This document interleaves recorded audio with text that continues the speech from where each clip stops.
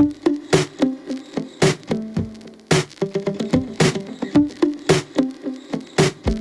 evening, folks. Welcome back to Celtic Fans TV. It is time for another starting 11 prediction, albeit a late one tonight, but we're here to look ahead to tomorrow's game against Hibs at Celtic Park.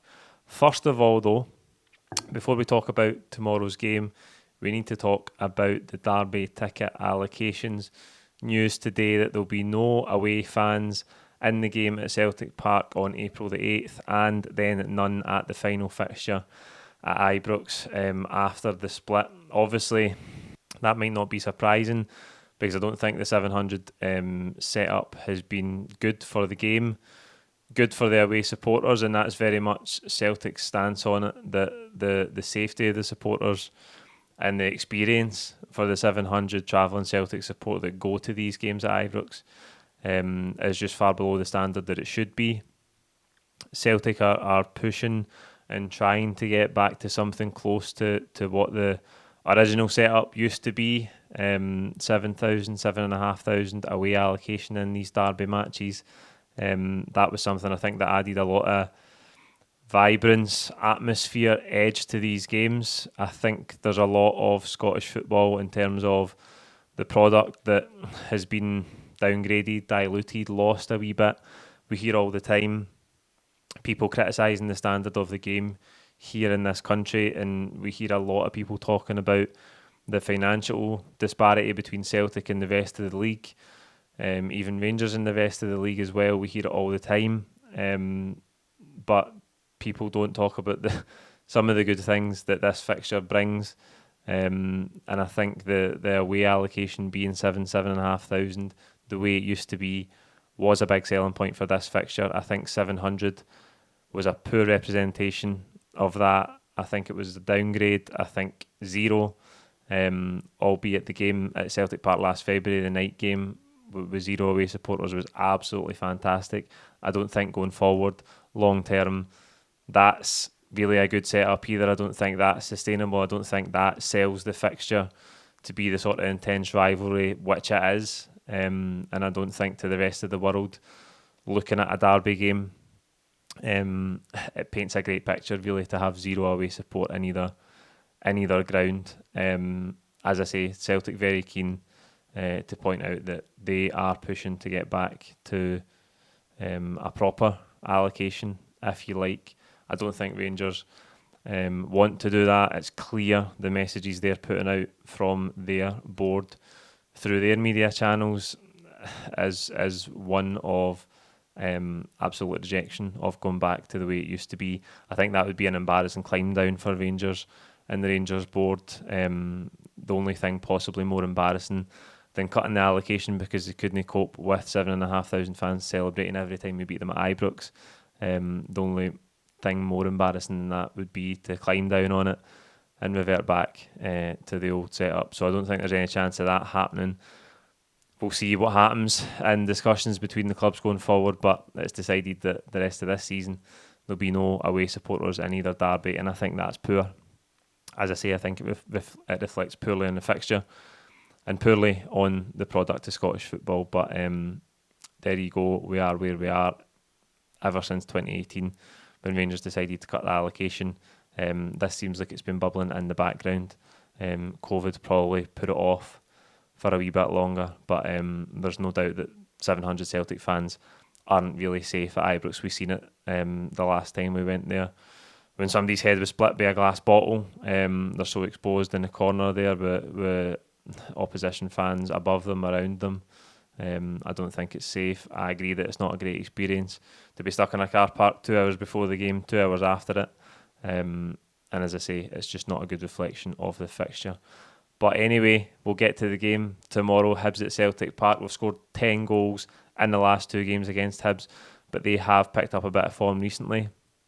Obviously, they did have a poor performance and result against Rangers last time out, losing 4-1, but before that they were 7 unbeaten. Lee Johnson seems to have steadied himself and sort of fought off some calls for him to go. I think there was a stage where it was touch and go. If you think about that game they had against Aberdeen, where him and Jim Goodwin both looked like they were heading for the exit.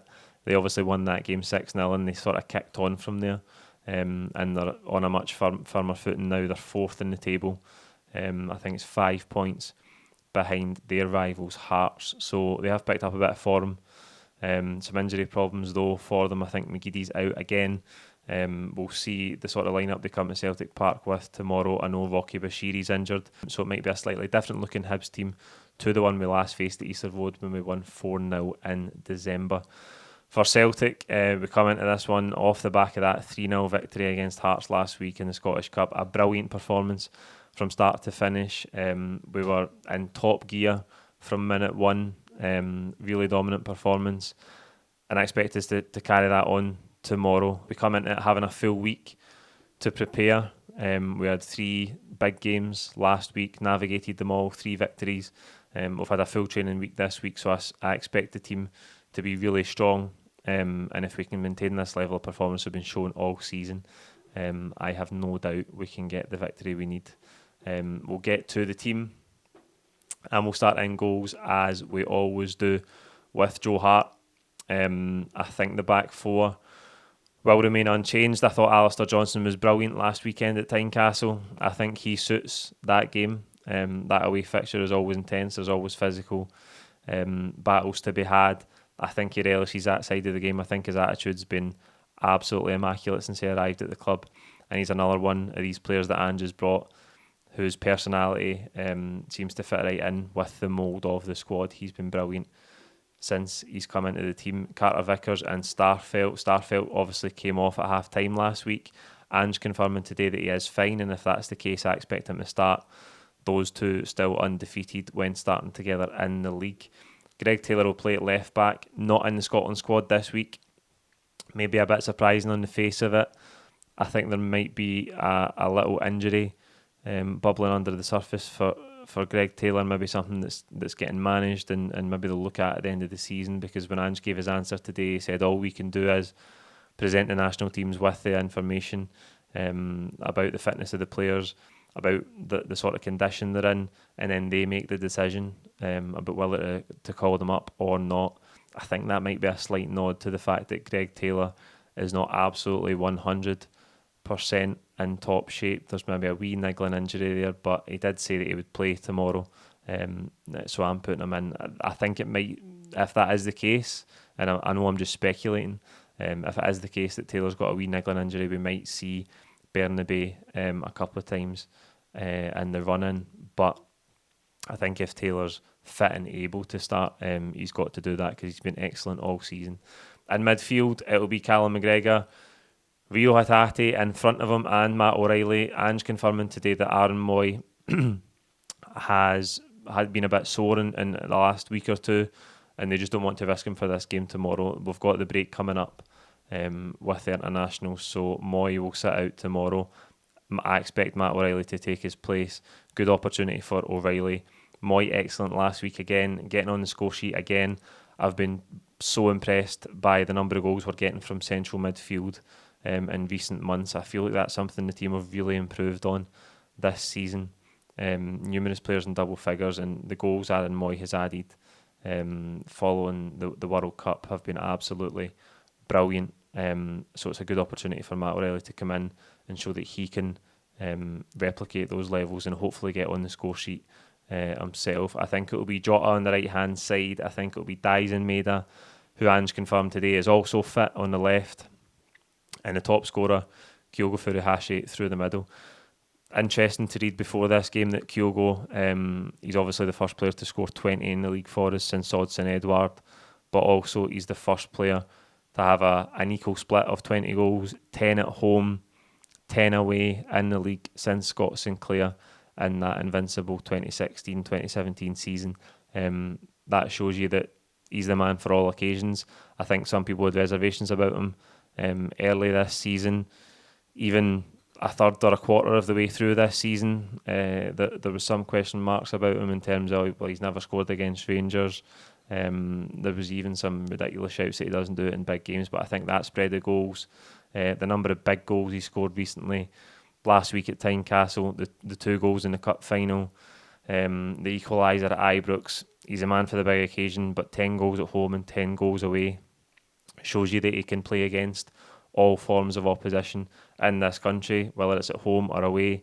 I know there also used to be this perception because of his profile, because of the size of him, that he maybe wouldn't relish it up against a Livingston defence or a Hearts defence that's really physical.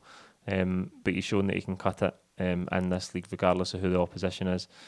And listen, I expect him to add to his goal tally tomorrow. So there you go. That is 11 I think Ange Postecoglou will pick tomorrow. You can let me know in the comments below if you agree or disagree. Let me know who you think should start the game. Please don't forget to subscribe if you haven't already. We'll see you outside Celtic Park tomorrow with full-time reaction. And then we'll be at Malone's in Glasgow for the post-match pint as well. So wherever you're watching the game, enjoy it. Enjoy your St Patrick's Day weekend. And we'll see you tomorrow. Thank you.